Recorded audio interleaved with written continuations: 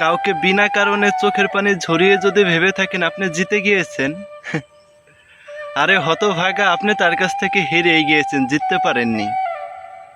আপনার জন্য যে মানুষটা চোখের পানি ফেলে আপনার স্মৃতিগুলা যাকে ভালো থাকতে দেয় না, তাহলে বুঝে নিন আপনাকে সে কতটুকু ভালোবেসেছিল। ভালোবাসার কতটুকু আপনি বুঝতে পারলেন না।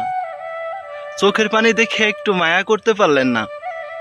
চোখের পানি কোথায় থাকে একটু দেখেন তো। এই দিলে যখন একটু আঘাত লাগে, বুকের ভিতরে পুড়ে জ্বলে ছারখার হয়ে যায়, এই বুকের আগুন নিভানোর জন্য তার চোখের পানি ছাড়া আর কোনো কিছু আপন হয়ে থাকে না। আপন তো একমাত্র আপনিই ছিলেন। আপনি একটু মিষ্টিভাবে কথা বললে, আপনি একটু হাসি খুশিভাবে তার সাথে কথা বললে তার চোখ দিয়ে পানি আসতো না। দেখবেন অঝরে কান্না করতেছে, আপনি তাকে একটা মিনিট ফোন দেন, আপনি তার সামনে দাঁড়িয়ে একটু কথা বলেন, তার মুখে মিষ্টি একটা হাসি চলে আসবে। সে শতদিন কান্না করলে আপনি যদি একটু জানা তার সাথে ভালো কথা বলেন, শতদিনের কষ্টের কথা সে ভুলে যাবে, সাথে সাথে মুচকি হাসি দিয়ে উঠবে।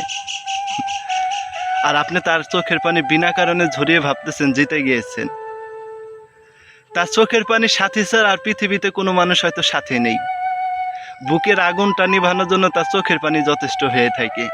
তবে আপনি তাকে এভাবে কিন্তু ঠকাইতে পারেন না, কষ্ট দিতে পারেন না। চোখের পানিরও একটা হিসাব আছে। মানুষের অভিশাপ যে কি একটা জিনিস, এটা আপনি হয়তো বুঝতে পারবেন না। ওই চোখের পানি আপনাকে কখনোই না, কোনোদিনও ভালো থাকতে দেবে না।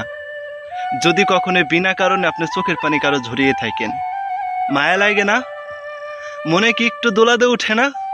যে ওই মানুষটা আমার কথা চিন্তা করে, আমার দেওয়া স্মৃতিগুলা ভাবতে ভাবতে সে নিজের জীবনটাই নিজে শেষ করে দিতেছে, বিনা হিসাব করে চোখের পানি ঝরাইতেছে।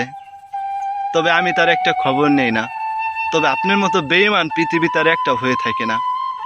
নিজের বিবেককে একটু প্রশ্ন করে দেখেন। আমি তো চাইলেও তার জন্য কান্না করতে পারি না, তবে সে কি সেজন্য আমাকে পাওয়ার জন্য এতটা কান্না করে? তবে সে আপনাকে নিঃস্বার্থভাবে ভালোবেসেছিল। হয়তো আপনাকে নিঃস্বার্থভাবে ভালোবাসাটা তার অন্যায় ছিল, মাঝপথে সে ঠকে গিয়ে আপনার মনে আঘাত না দিয়ে সে নিজে নিজে চোখের পানি দিয়ে নিজের কষ্টটা লুকিয়ে রাখার চেষ্টা করে। একটু খবর নিন তার, সে মানুষটা কেমন আছে। একদিন তো হইলেও তার খবর নিয়েছিলেন, এখন কি সেজন্য তার খবর নেন না? সে মানুষটা হয়তো ভালো নেই। আপনি দেওয়া অবহেলে তো আপনি দেওয়া কষ্টটা নিয়ে সে তিলে তিলে